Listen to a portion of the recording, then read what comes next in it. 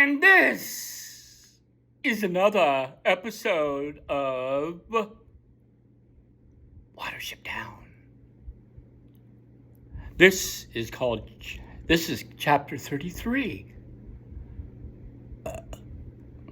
This episode is number 33, The Great River. The Great River, and I'm going to get my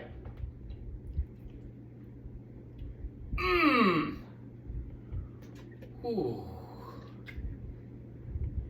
The hell they put in this?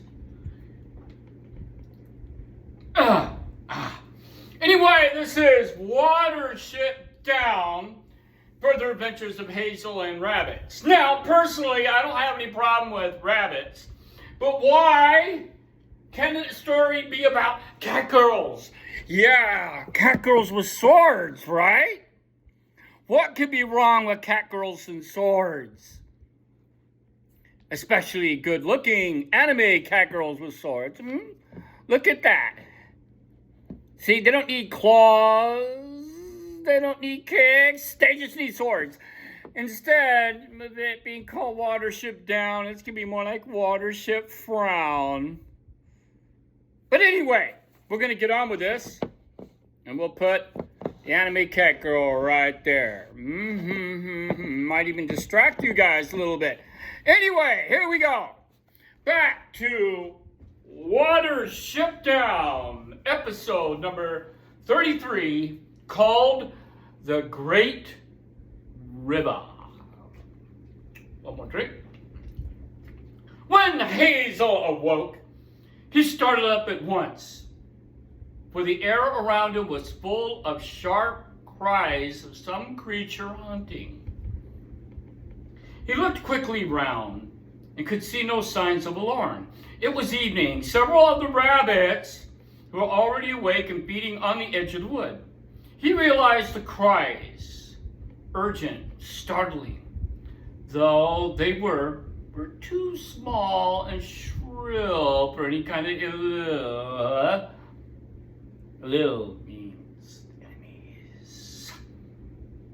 They came from above his head. A bat fluttered about the trees, out again without touching a twig, then followed by another. Hazel could sense that there was many all about, taking flies and moth on the wing and uttering their minute cries as they flew. A human ear would hardly have heard them, but to rabbits, the air was full of their calls. Bullshit, we can still hear bats who go inside caves, but anyway, so we'll go on. But rabbits is full, in the air is full of them. Outside the wood, the field was still bright with evening sunshine. Amongst the firs, the light were dusky, and here the bats were coming and going thickly.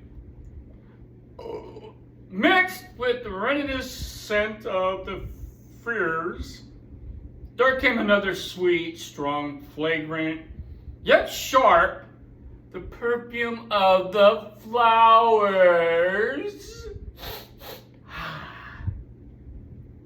But something kind of was unknown to Hazel. He followed its source to the end of the wood and came from several thick patches of soapwort.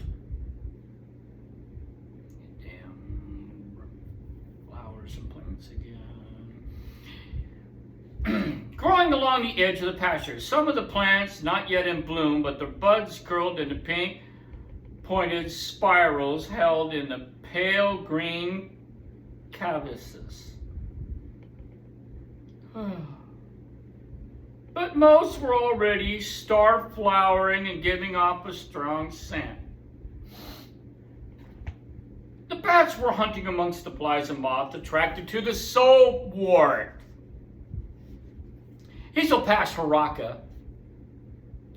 Check that. Hazel took a shit and then began to feed in the field. He was disturbed to find that his hind leg was troubling him. Oh, shit. Damn, they shot me about a month ago.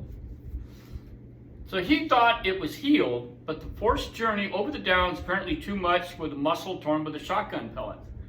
He wondered whether it was far to the river which Kihar had spoken. If it was, he was in trouble. Hazel, said Pipkin, coming up along the soapboard. Are you all right? Your leg looks queer. It looks funny. I'm not going to say anything about queers. His leg looks funny. So I'll just say, your leg looks funny. You're dragging it. No, it's all right, said Hazel. Look, Holaroo, where's Kihar? I want to talk to him. He's flown out to see if there's patrol anywhere near Hazel. Bigwig woke some time ago, and he and Silver asked Kihar to go. They didn't want to disturb you. Hazel felt irritated. Would have been better if he was told at once which way to go, but rather than wait while Kihar looked for patrols. They had come across the river as far as he was concerned and could not do so too soon. Fretting, he waited for Kihar. Soon he became as tense and nervous as he ever been in his life. He had in the beginning begun to believe, after all, he might have been rash. It was clear that Holly was not underrated. Their danger near Ephrathah. He had little doubt that Bigwig, by sheer chance, led the fox into a wide patrol, which had been following their trail. Then, in the evening, again, by luck, with the help of Kihar, they evidently missed another at crossing the Iron Road. Perhaps Silver's fear was well-founded, and a patrol already spotted and report them without their knowing. Had General Wormwort got some sort of Kihar of his own? Perhaps a bat was at this moment talking to him. Hey, did you see those guys? Yeah, I saw them. Okay, go over there and jack those dudes up. Okay, flap, flap, flap. Nah. How was one to foresee and guard against everything?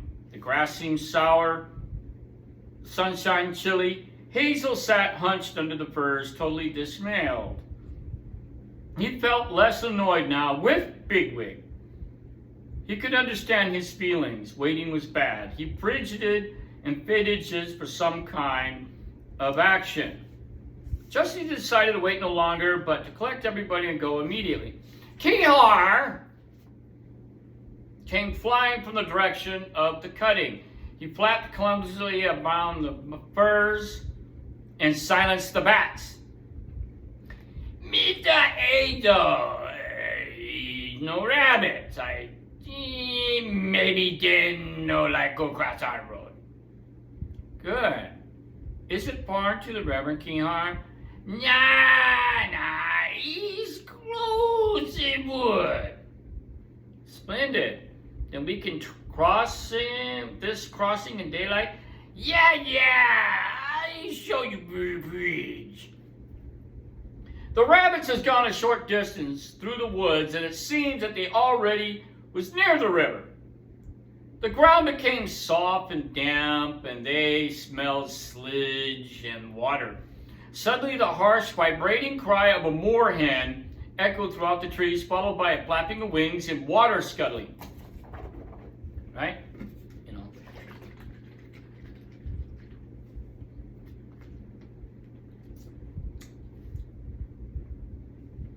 The rustling of the leaves seemed to also to echo, as though they reflected distantly on the hard ground.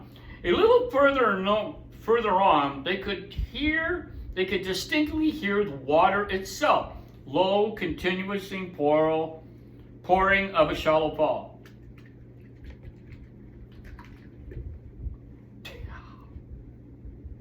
A human being, hearing a distance the noise of a crowd, can form some sort of idea of its size. The sound of the river told the rabbits must be bigger than anything they've ever known before. Wide, smooth, and swift. Pausing amongst the gum-free and the ground elder, they began to lollop hesitantly forward, open ground. There was still no river to be seen, but in front they could perceive a flicker and dance of mirrored light in the air.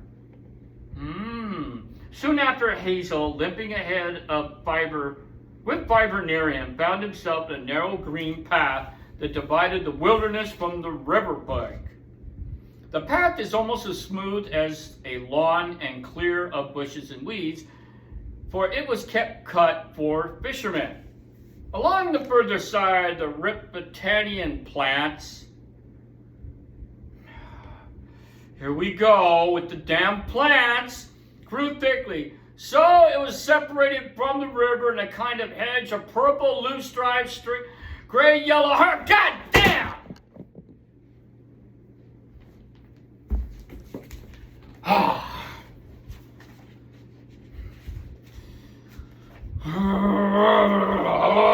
These plants! With all these different colored friggin' plants and weed and marijuana, all that shit, so fuck it. 2 or 3 more of the rabbits emerged from the clump.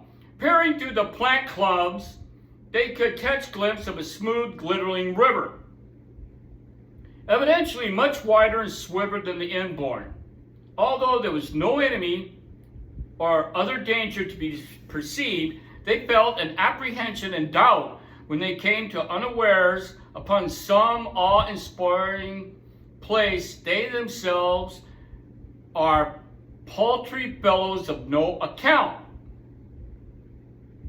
When Marco Polo came at last to Cathay, 700 years ago, did he not feel, and did his heart not falter as he realized that this great, splendid capital of an empire had it been all these years of his life, far longer, that he had been ignorant of it? That doesn't make any friggin' sense, dude. What the hell does a 10-year-old know about Marco Polo? There it is in need of nothing from him, from Venice, from Europe. That was full of wonders beyond his understanding. That his arrival was a matter of no importance whatsoever. He would know that he felt these things, and so many a traveler in foreign parts who did not know that he was going to find. There was nothing that cuts you down to size like coming to some strange and marvelous place where no one even stops to notice that you stare about you.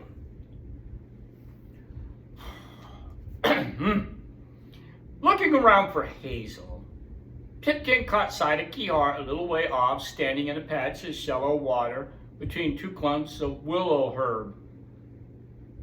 He was stabbing and snapping at something in the mud, and after a few moments pulled out a 6-inch leech, swallowed it whole. Beyond him, some distance down the path, Hazel was combing through the goose grass out of his coat and evidently listening to Fiber as they sat together under a, here we go, row, do, and dorn.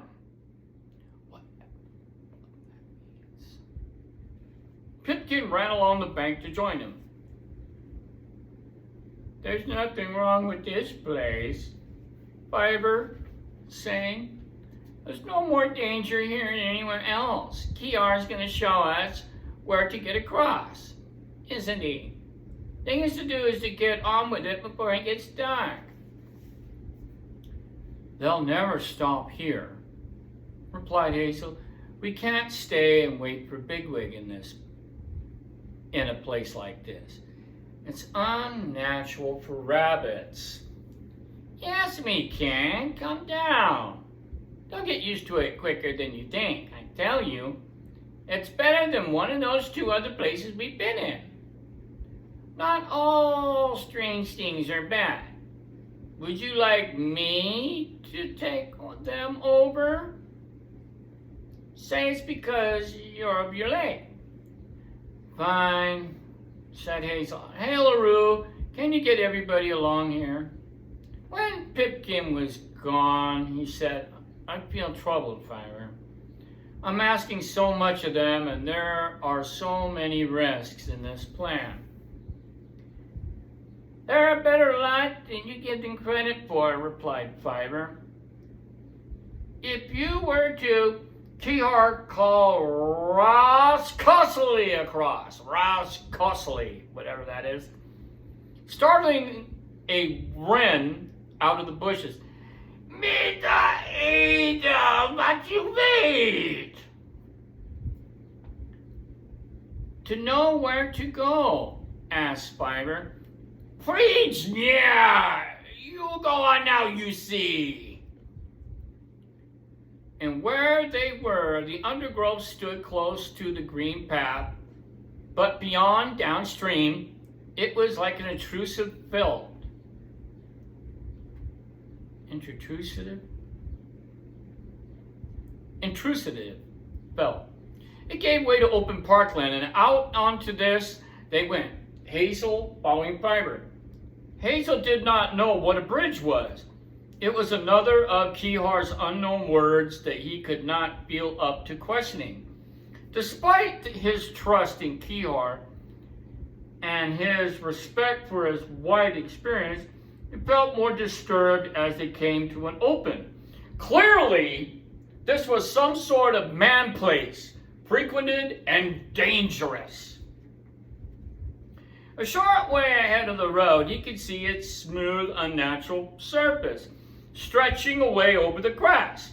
He stopped and looked at it. At length, he was sure there was no man anywhere near. He cautiously went up to the bird. The road crossed the river on the bridge about 30 feet long. It did not occur to Hazel that there was anything unusual in this. The idea of a bridge is beyond him. He saw only a line of stout posts and rails of either side of the road. Similarity, simple African villagers who has never left their remote homes may not particularly be surprised at the first sight of an airplane. It is outside their comprehension. At the first sight of a horse pulling a cart will set them pointing and laughing at the ingenuity of the fellow who thought of that one. Hazel saw without surprise the road crossing the river. What worried him is where did it there were only very narrow verge of the short grass, offering no cover. His rabbits be exposed to view and unable to bolt except along the road. Do you think we can risk it, Fiver? He asked. I can't see why you're bothered, asked Fiver. You went into the farmyard and the shed where hutch rabbits were, and this was less dangerous. Come on. We're all watching while we hesitate. Fiver hopped out into the road, looked around for a moment, and made his way near the edge of the bridge. Hazel followed him along the bridge, keeping close beside the rail upstream. Looking around, he saw Pipkin close behind in the middle of the bridge. Fiver, who was perfectly calm and unhurried, stopped and sat up, and the other two joined him. Let's put on a bit of an act, said Fiver. Make them look inquisitive and they'll follow us just to see what we're looking at. There was no sill along the edge of the bridge. They could have walked off into the water 3 feet below.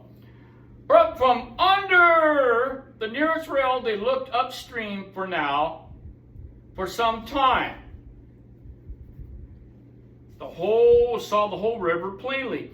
If the bridge was not had not startled Hazel, the river did. He remembered the inborn, and the surface is broken by gravel spits and plant growth.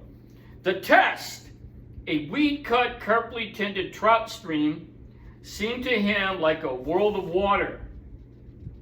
A good 10 yards wide. It was fast-moving and smooth and springly and dazzling in the evening sun. The tree, reflection on the current, were unbroken on a lake. It was just not a reed or a plant that could be seen above the water. Close by, under the left bank, a bed of crowfoot trailed downstream. Wheel-like leaves all submerged. Darker still, almost black, with the mats of water moss, and their thick masses motionless on the bed of the river. Only trailing fonts waving slowly from side to side. Waving, too, in wider expansions of pale green crestweed. But these rippled with the current lightly and quickly. The water was very clear. With the bed of clean yellow gravel, even in the middle was a hardy 4 foot deep. The rabbits stared down. They could discern, here and there, a very fine score, like smoke, chalk, and powdered gravel. That didn't make any sense. Carried along the river as dust is blown in the wind. Suddenly, from under the bridge, a languid movement of its flat tail, swam a gravel-covered fish as long as a rabbit. The watchers immediately above could see the dark, vivid spots along its sides.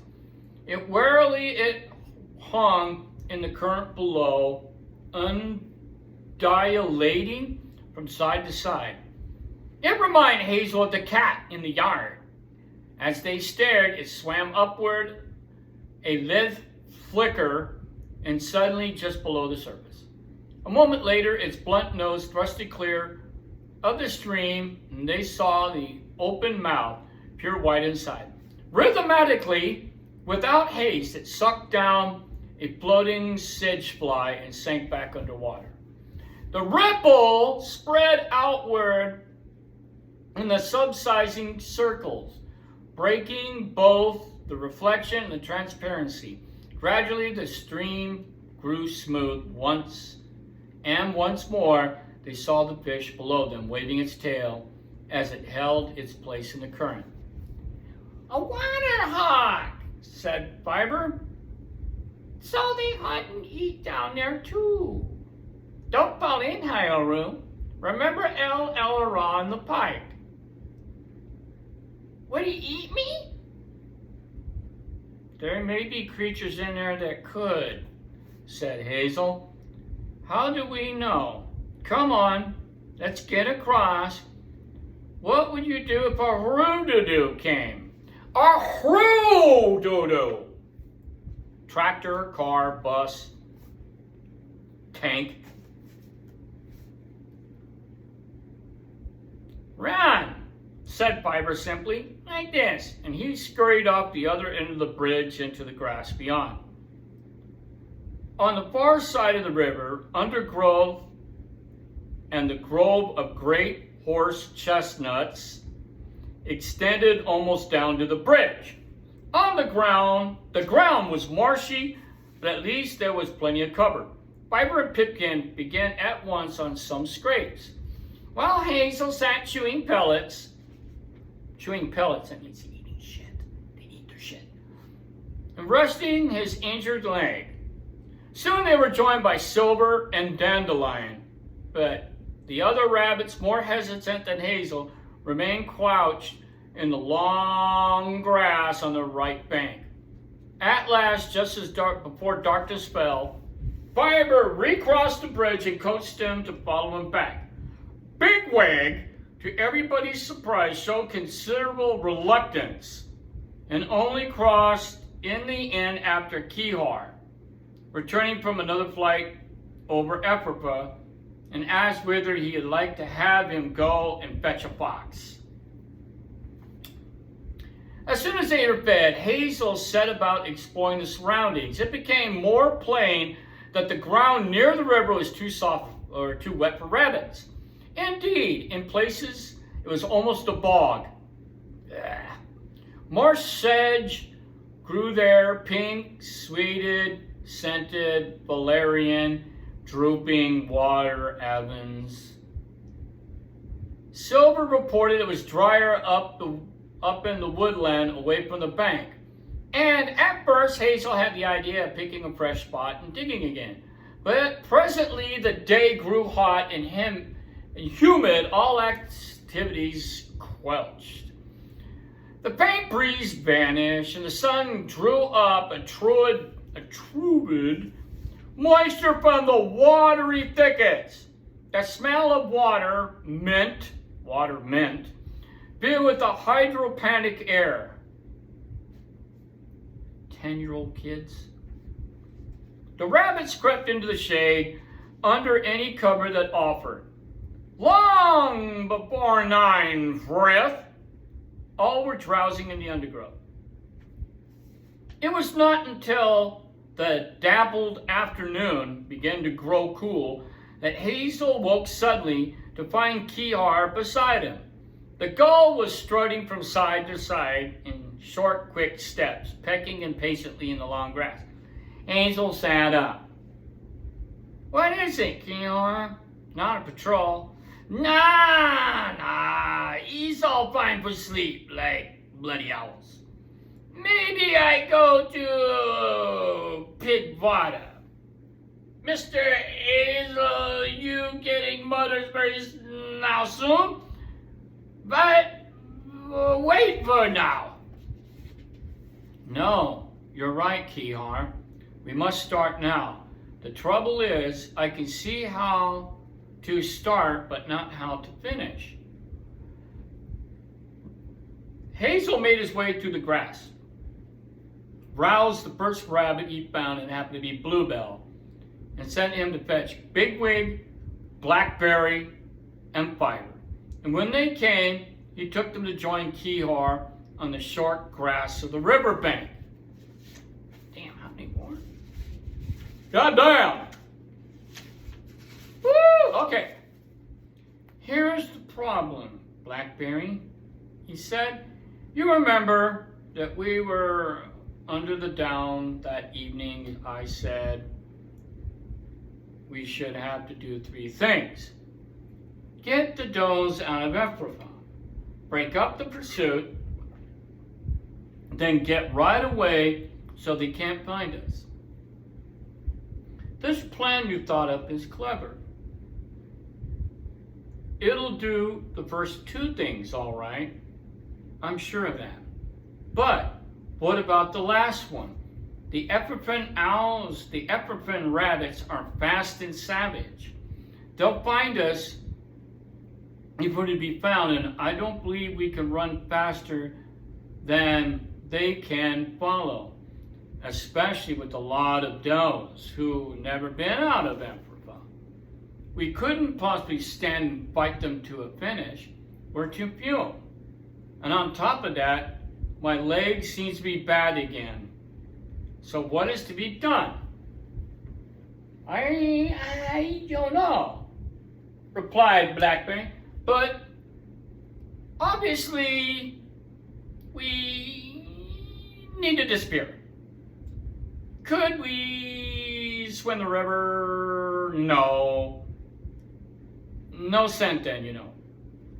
It's too swift, said Hazel. We'd be carried away. But even if we did swim it, we couldn't count on not being followed. Well, what I heard of these Ephrathahs, they certainly swim a river if they thought we had. So, when it comes to that, with Kihar to help us, we can break up the pursuit a while we're getting the does out. But they'll know which way we gone, and they won't leave it to that. No, you're right. We got to vanish without a trace. so that we can't even track us. But how? I don't know, said Blackberry again. Shall we go up the river a little way and take a look around? Perhaps there's something we can use for a hiding place. Can you manage that with your leg? If we don't have to go too far, replied Hazel. Can I come, Hazel? Asked Bluebell, who has been waiting about a little while. Yes, all right, said Hazel good-naturedly as he began to limp along the bank stream. They soon realized the woodland on this left bank was lonely, thick, and overgrown, denser than the nut corples and the bluebell woods of Sandalford. Sometimes they hear the drumming of a great woodpecker, the shyest of birds. As Blackberry was suggesting that perhaps they might look for a hiding place somewhere in this jungle, they become aware of another sound, the falling water that they had reached on their approach the day before. As soon as they reach a place where the river is curved up into the bend from the east, there came upon a broad, shallow fall. It was no more than a foot high, one of those artificial falls, common to chalk streams that made to attract trout. Several were already raising to the evening hatch of fly. Just above the fall, a wooden plank footbridge crossed the river. Keyhar flew up, circled the pool, and perched on the handrail. Now this is more sheltered and lonely than that bridge we crossed last night, said Blackberry.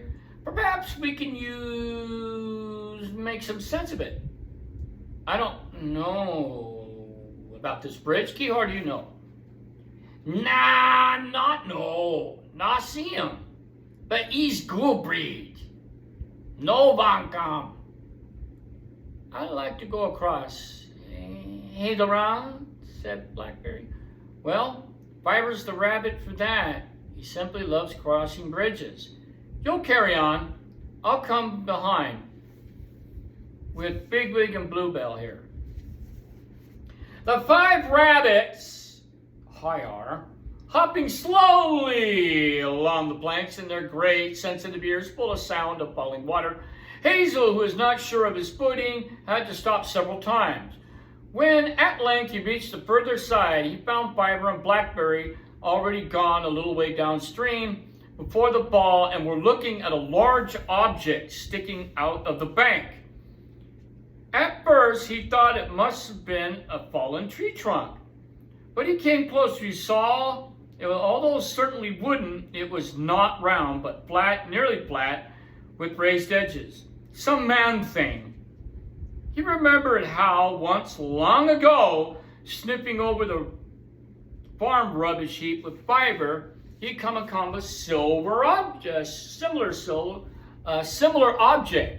large, smooth, and flat. That had, in fact, been an old discarded door. Would have been no use to them, and they left it alone. His inclination was to leave this alone too. One end of the thing pressed up into the bank, but along its length it diverged, sticking out slightly into the stream. There was ripples around it, for under the banks the current was swift as in midstream. On the account of weed cutting and the sound camp sheeting. Whatever the fuck that means. As Hazel came nearer, he saw Blackberry had actually scrambled on the thing. His claws made a faint, hollow sound on the wood, so there must be water underneath. Whatever it might be, the thing did not extend downward to the bottom. It was lying in the water. What are you after, Blackberry? He said rather sharply. Food, replied Blackberry. Play wrong. Can't you smell it? Kihar was alight in the middle of the thing and was snapping away at something white. Blackberry scuttled along the wood toward him and began to nibble at some green stuff. After a little while, Hazel also ventured out of the woods, sat in the sunshine, watching the flies on the warm, vanishing surface and sniffing the strange river smells that came up from the water. "What is this thing, Kihar?" he asked. "Is it dangerous?" "Nah, no danger there. You don't know he's bull. Big water is many bull. Men made them go on water, he's no harm." And Kihar went on pecking at the broken pieces of stale bread. Blackberry, who has finished the fragments of a lettuce he found, sat up looking over at the very low side, watching the stone-colored black-spotted trout swim up into the fall. The boat was a miniature punt, used for reed cutting, little more than a raft with a single thwart amidships. Even when it was unmanned, as now, there was only a few inches of freeboard. "You know," said Fiber from the bank, "seeing you sitting on there reminds me of the other wooden thing you found when the dog was in the wood. And you got Pittman and me on the river. Do you remember?" "I remember shoving you along," said Bigwig. "It was jolly cold." That puzzles me," said Blackberry. "Why is this boat thing not moving along? Everything in the river's going along and fast too. See there?" He looked out at the piece of a stick floating down on an even 2-mile-an-hour current. "So what's stopping this thing from going?" Kihar had a short way with landlubbers, a matter which he sometimes used for those rabbits he did not particularly like. Blackberry was not one of his favorites. He preferred straightforward characters such as Bigwig, Buckthorn, and Silver. "East rope! You like to bite them, then you go damn quick. All the way." "Yes, I see," says Fiber. "That rope thing goes around that metal thing where Hazel's sitting. And the other end is fixed on the bank here. It's like a stalk with a big leaf. You can gnaw it through, and the leaf, the boat, would drop off the bank." "Well, anyway, let's go back now, Hazel," said Hazel, rather dejected. "I'm afraid we don't seem them any nearer to finding what we're looking for, Kihar. Could you possibly wait till tomorrow? I have an idea that might all move somewhere a bit drier tonight. Higher up in the wood, away from the river." "Oh, what a pity," said Bluebell. "You know, I was quite decided to become a water rabbit." "A what?" asked Bigwig. "A water rabbit," replied Bluebell. "Well, there are water rats, water beetles, and Pipkin says that last night he saw a water hawk. So why not a water rabbit? I'll just float merrily along." "Great golden fruit on the hill!" cried Blackberry suddenly. "Great jumping rapscuttle! That's it! That's it! Bluebell, you shall become a water rabbit." He began leaping and skipping about the bank, cupping Fiber with his front paws. "Don't you see, Fiber? Don't you see? We bite the rope, we go off, and General Werwer doesn't know." Fiber paused. "Yes, I do see," he replied at length. "You mean on the boat? I must say, Blackberry, you're a clever fellow. I remember now how we crossed the river after you said that floating trick might come in handy again sometimes. Here, wait a moment, said Hazel. We're just simple rabbits, Bigwig and I. Do you mind explaining? Then there were black gnats settled on their ears by the plank bridge and pouring water flow. Blackberry and Fiber explained. Could you just go on and try the row, Hazel row? Blackberry, when he was finished. Maybe too thick. They went back to the punt. No, it's not, said Hazel. It's stretched tight, of course, but it makes it much easier to gnaw. I can gnaw that right. All right. Ah, yes, it's good. Seki, you go fine. But you do quick. Maybe something changed, man. Come take poke. No. There's nothing more to wait for, said Hazel. Go on, Bigwig, straight away, and may El Elra go with you. And remember, you're the leader now. Send word by Kihar what you want us to do. We shall all be here, ready to back you up. Afterward, they all remembered how Bigwig has taken his orders. No one could say he did not practice what he preached. He hesitated a few moments and looked squarely at Hazel. Aunt Sudden, he said, I wasn't expecting it tonight, but it's all to the good. I hate waiting. See you later. He touched his nose to Hazel, turned and hopped away into the undergrowth. Minutes later, guided by Kihar, he ran up the open pasture north of the river, straight for a brick arch and the undergrowth railway embankment, and the fields lay beyond. That is the end of Watership Down episode number 33. Looks like the boys is going to be going to town. And good old Bigwig is going to be doing some mayhem, maybe. Or think up some sort of dirty trick. Or just get his ass kicked by Woonworth.